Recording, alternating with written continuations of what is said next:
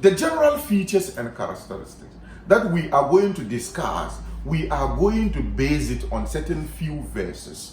And a model that Allah Azza wa Jal has given us in the Quran is sequential developmental stages of the soul over there. And then for today, the general features, we are going to look at Quran chapter 12, verse 23 and 24. Then Quran chapter 12, verse 53. These are the basic distance that we shall have a look at, when we also struggle to also get some other verses from the Quran to come and then support. Quran chapter 12, verse 23 and 24. وراودته التي هو في بيتها. أعوذ بالله من الشيطان الرجيم. بسم الله الرحمن الرحيم. وراودته التي هو في بيتها عن نفسه وغلقت الأبواب وقالت هيت لك قال معاذ الله إنه ربي أحسن مثواي إنه لا يفلح الظالمون ولقد همت به وهم بها لولا أن رأى برهان ربه كذلك لنصرف عنه السوء والفحشاء إنه من عبادنا المخلصين وما أبرئ نفسي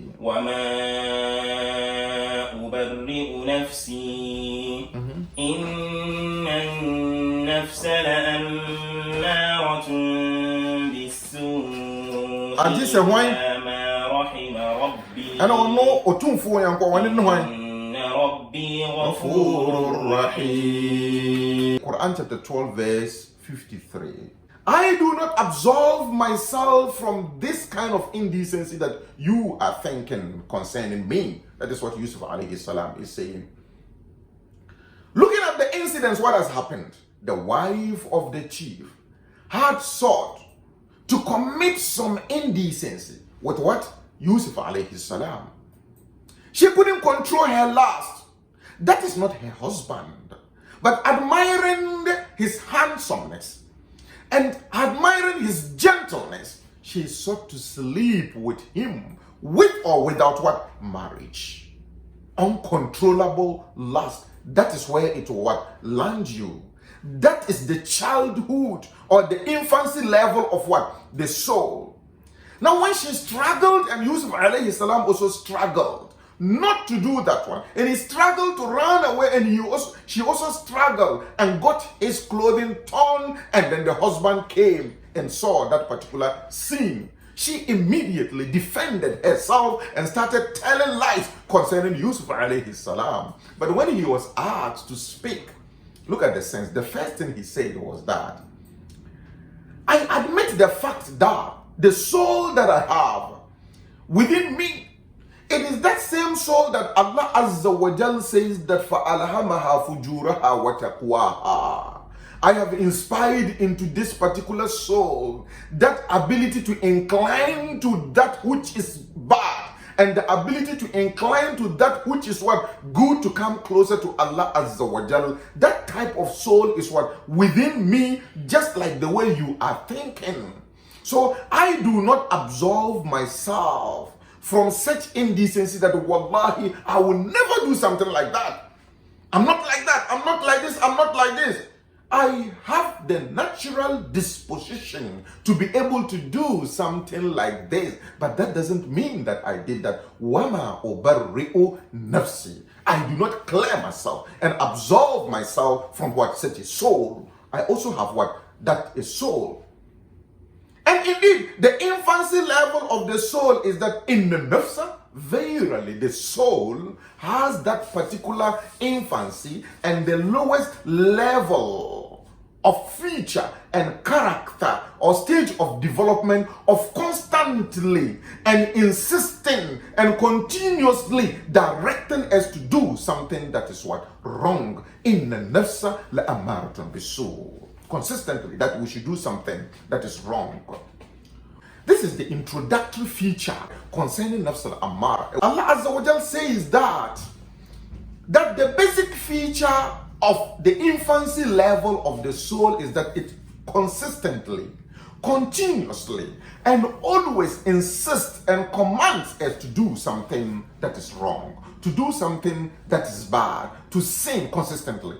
Imam Ghazali says that the difference between the command of the soul and that of Satan is that the soul nakedly displays to you what a sin is and only fuels your desire and then pushes you to incline towards that particular sin. But Satan will come naked to you with the sin, and once you recognize that one, it will move to your right hand side. If you recognize, it will dodge and go attack you from the left hand side. If you recognize, it will go backwards and also what, attack you. And in general, Satan will set it traps within our interest. Many other times that we got introduced to fornication in our religious structures. We did not know what fornication is, but attended the church, danced, and she was informed of it with all kinds of what dressings. I attended that conference and gathering and saw her, and from there, before we realize we are into something what else. So Satan will always set his trap within our interest. If we even say is a recitation of the Quran that is our interest, it is da'wah that is our interest, it is tahajjud that is our interest, whatever your interest is, Satan is telling you that I'm going to set my trap within that one. He will struggle to remove sincerity from it. When you struggle to maintain the sincerity and do away with ostentation, then you will struggle to introduce what we call ujub, self-admiration and comparison with other people. Look at me, I'm the only person who has gotten up for tahajjud. Look at me, I'm the only person who can recite the Quran perfectly. I have done this, I have done that, I have done that, I have done. Before you realize what we call ujub start entering into you. May Allah Azza wa Jal have mercy on earth. In this particular verse, there are two basic features of what the soul and two remedies. But we are not focusing on the remedies and we are focusing on what the features. So we'll continue with what but Allah says that except illa ma rahima rabbi, except the one that Allah would have mercy on it, except the soul that Allah would have mercy on. So it means that it is only with the mercy.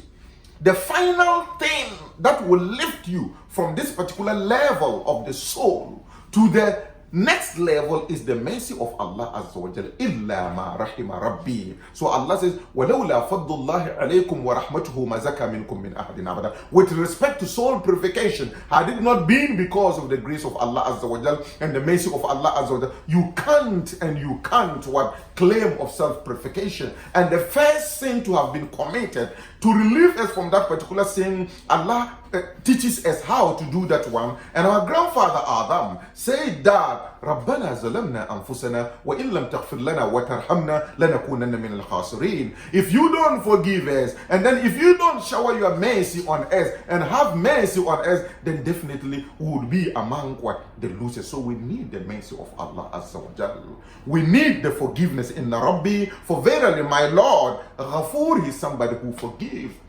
Often, once we ask for forgiveness, Allah is ready to forgive us. Rahim, and then He is also what? Merciful, more especially in the hereafter. In trying to elicit the general features of those who have Nafsul Ammarah, we have two basic ways. Number one is to go by the textual explanations in the Quran. The textually, you look at the verses one by one, just like the way we are having a look at Quran chapter 12 verse 53. Textually, from the textual listen, you realize that Allah Azza wa Jalla says, وَمَا أُبَرِّئُ نَفْسِي, I do not absolve myself. It means somebody who has Nafsul Ammarah would always seek to defend himself. Self-defense. And then it's completely exhibited in the behavior of what? Zulayha. Because when the husband came in, immediately she jumped into self-defense, struggling to defend herself, talking. So you see that self-defense, not wanting to admit that you've committed mistake, and wanting to always say that you don't commit mistake, is one of the clear. So self-defense. And then in the Nafsul Ammarah, definitely the soul continuously embarking on what? Sin. And struggling to belittle that particular sin. Don't belittle the sin, but look at the greatness of the one you are committing the sin against, Allah Azza wa Jal. So struggling to belittle that particular what? Sin from this particular verse. And then an indirect way that we can extract from this particular verse is that Illa ma rahima rabbi. It means that if you don't get the mercy of Allah, and another key features that do not attract as the mercy of Allah is hard-heartedness. If we have hard-heartedness and we don't have mercy, irhamu man fil arda yarhamukum man fis sama. Have mercy on those on earth so that Allah Azza wa Jalla will have mercy on you. So if you have no mercy on other people, then Allah will not have mercy on you. According to our Rasul sallallahu alaihi wasallam, if you have mercy on people, Allah Azza wa Jalla is going to have mercy on you. So these are textual extraction of the distance. And all the other verses, when we read, we are going to have a look at textual, but we have also sociological and psychological extraction of the features. That is looking at the social environment of that particular narration in Surah Al-Yusuf. Looking at the social environment. Anything at all that contradicts the features of Yusuf alayhi salam can be seen. It's like in this particular narration, Allah has shown us the highest level of the soul and the lowest level of the soul, so that we know with the other verses in the Quran, we know how to travel from the lowest toward the highest. That's journey. Journey is that progression, that the beginning and the ending is known. The beginning. So ahsan al-qasas, the best of narrations that we need to have in the Quran. That's the way Allah tags Surah Al-Yusuf for us. It's like the journey, the beginning journey of the soul is clearly expressed in what? Surah Al-Yusuf. That is all the features of Zulayha and all the other characters within that particular chapter or within the narration. And then also the features of Yusuf alayhi salam showing us the highest level. So the beginning and the destination. Once the beginning of your journey, you say Kumasi, destination Accra, then we call it a journey. But the beginning, you don't know where you are beginning, ending, you don't know where you are ending, then we cannot call it a journey. We cannot call it a life. So in Tazkiyah, training of the soul, Allah has done us a mercy over here.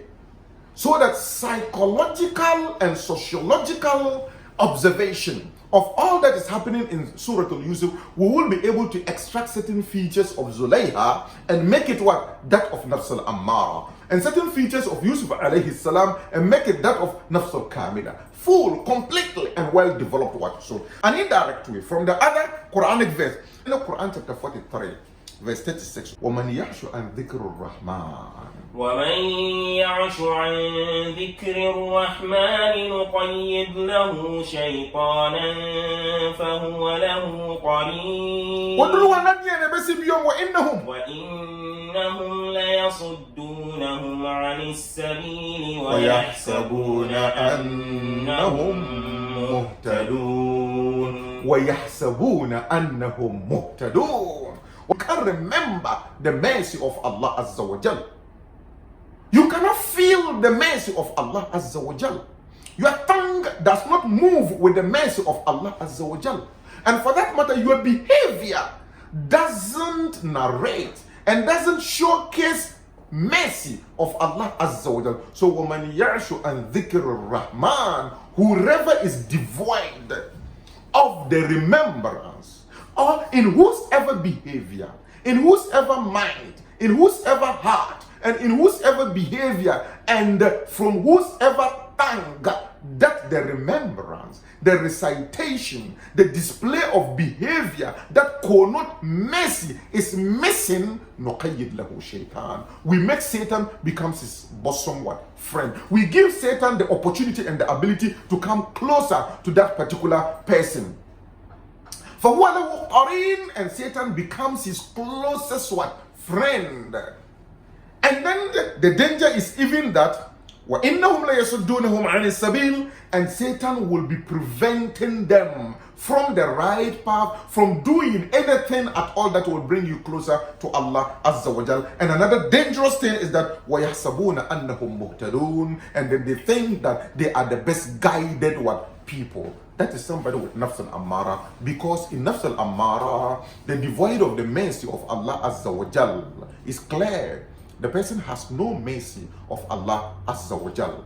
Next week we shall look at Quran chapter 12 verse 23 and 24 to continue with the general features of the people who have Nafsul Ammarah, and may Allah Azza wa Jal save us from what? Nafsul Ammarah. Until next week, Subhanakallahumma wa bihamdika nastaghfiruka wa natubu ilayk. أعوذ بالله من الشيطان الرجيم. بسم الله الرحمن الرحيم. والعصر إن الإنسان لفي خسر إلى الذين آمنوا وعملوا الصالحات وتواصوا بالحق وتواصوا بالصبر. صدق الله العظيم. السلام عليكم ورحمة الله تعالى وبركاته.